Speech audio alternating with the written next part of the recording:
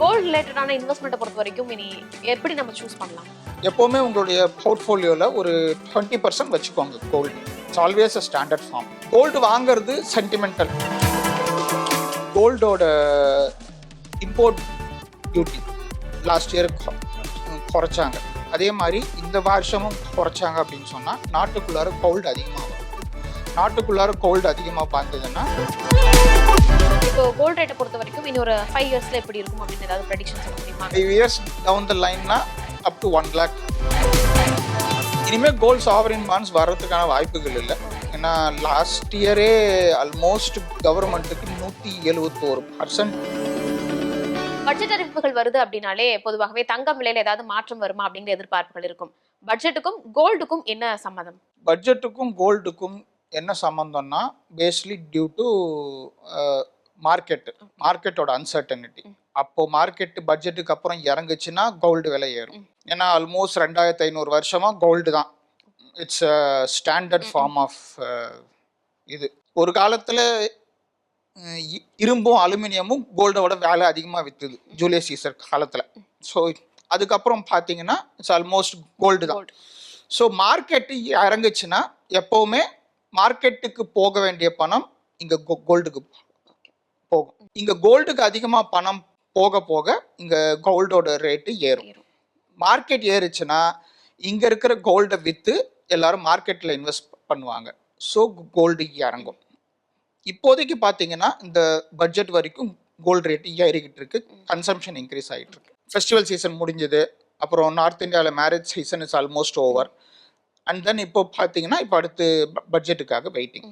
இப்போ பட்ஜெட்டில் கோல்டோட import duty last year குறைச்சாங்க. அதே மாதிரி இந்த வருஷமும் குறைச்சாங்க அப்படின்னு சொன்னால் நாட்டுக்குள்ளார கோல்டு அதிகமாக வரும். நாட்டுக்குள்ளார கோல்டு அதிகமாக வந்ததுன்னா it will be very good for the economy. So இப்போ நம்ம கோல்டு நமக்கு வேணும், கவர்மெண்ட்டுக்கு வேணும் அப்படின்னு சொன்னால், இப்போ நாட்டில் பணம் இல்லை அப்படின்னு சொன்னால் அங்கேருந்து நம்ம வாங்கிக்கலாம் கோல்டு. சைனா ஆல்மோஸ்ட் 21,000 tons அவன் வாங்கி வச்சான் வித் இஸ் ஓன் மணி. இப்போ நாம் we are not using our own money. Governments மணியை யூஸே பண்ணல. இம்போர்ட் டியூட்டி குறைச்சதுனால எல்லாமே வாழ்ந்துச்சு உள்ளார. ஸோ நிறைய வர ஆரம்பிச்சது. இன்னும் இம்போர்ட் டியூட்டி குறைச்சா அது இன்னும் வர்றதுக்கான வாய்ப்புகள் இருக்கு. என்னதான் கோல்டுக்கான ஜிஎஸ்டி ரொம்ப கம்மினாலும் அந்த கோல்டு நாட்டுக்குள்ளார வர்றது it will be very advantages for the economy. இன்னைக்கு அது உடனே யூஸ் ஆகலை அப்படின்னாலும் நாளைக்கு அது யூஸ் ஆகிறதுக்கான வாய்ப்புகள் இருக்கு. இப்போ கோல்ட் ரேட்டை பொறுத்த வரைக்கும் இன்னொரு 5 இயர்ஸ்ல எப்படி இருக்கும் அப்படின்னு ஏதாவது ப்ரெடிக்ஷன் சொல்ல முடியுமா? கண்டிப்பா அதிகரிக்கும் அப்படிங்கறது நம்ம ஓரளவு தெரிஞ்சிட்டாலுமே எந்த ரேஞ்ச் வரைக்கும் போய் நிற்கும்? எந்த ரேஞ்ச் சொன்னாலும் அது போய் நிற்கும். ஓகே, அந்த அளவு ஹையா தான். ஆமா, இப்போ 5 இயர்ஸ் டவுன் த லைன்னா அப் டு 1 lakh போகிறதுக்கான வாய்ப்புகள் இருக்கு. ஸோ ஸ்டாக் மார்க்கெட் அளவுக்கு வளராது, பட் வளர்ச்சி கண்டிப்பாக இருக்கும்.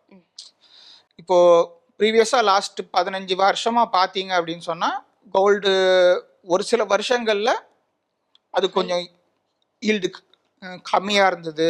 ஒரு சில வருஷம் நெகட்டிவ்ல போச்சு. But still it's a standard form of investment. So இன்னொரு 5 இயர்ஸில் நான் 1 lakhன்னு சொன்னாலும் அதுக்கு போகலாம், 1.5 lakhsன்னு சொன்னாலும் அதுக்கு போகலாம்.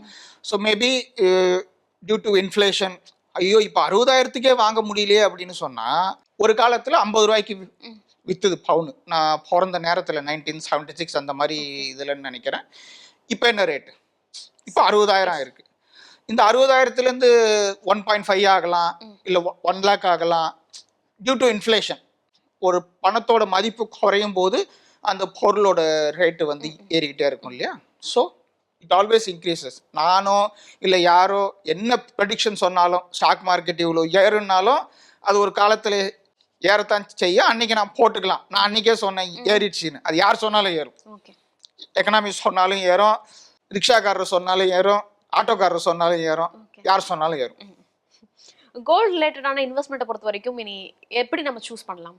எப்போவுமே உங்களுடைய போர்ட்ஃபோலியோவில் ஒரு 20% வச்சுக்கோங்க gold. It's always a standard form. Gold வாங்குறது சென்டிமெண்டல்.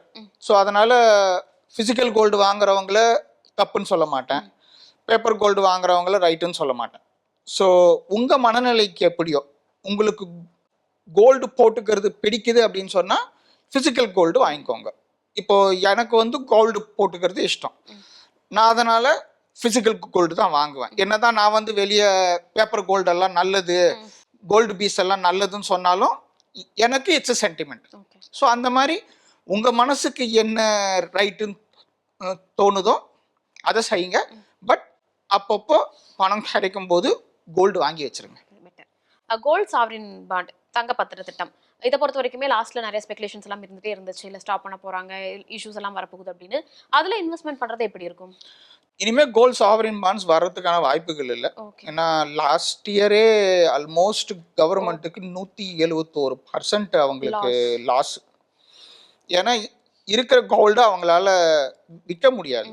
லாஸ்ட் இயர் ஐடியா சொன்னேன், இன்னொரு சாவரின் கோல்டு இந்த வருஷம் உங்களுக்கு எவ்வளோ ரிடம்ஷன் வருதோ, இப்போ 5000 சவரனு இந்த வருஷம் ரிடம்ஷன் வந்ததுன்னா இந்த வருஷம் 5000 சவரனுக்கு போடுங்க எஸ்ஜிபி. இங்கே வர்ற அமௌண்ட்டை இப்போ அவங்க லேட்டஸ்ட் அமௌண்ட்டில் தான் வாங்க போகிறாங்க, எவ்வளோ கிராமோ அந்த அமௌண்ட்டை வாங்கி இந்த பக்கம் போடுங்க. Sovereign gold bonds it's always a very good form of investment. உங்ககிட்ட பணம் இல்லை அப்படின்னு சொன்னால் உங்கள் பாக்கெட்லேருந்து நீங்கள் ₹1 கூட எடுத்து நீங்கள் தர வேண்டிய அவசியம் இல்லை கவர்மெண்ட்லேருந்து. ஸோ இந்த பக்கம் வாங்கி மக்கள்கிட்டேருந்து வாங்கி மக்கள்கிட்ட தரலாம். ஸோ மக்களுக்கு இன்வெஸ்ட்மெண்ட் மாதிரியும் ஆச்சு, இந்த பக்கம் பணம் அதிகரிச்ச மாதிரியும் ஆச்சு. ஸோ அதை தாராளமாக the government can continue. But அது கண்டினியூ ஆகுங்கிறது இட்ஸ் ஸ்டில் டவுட்ஃபுல்.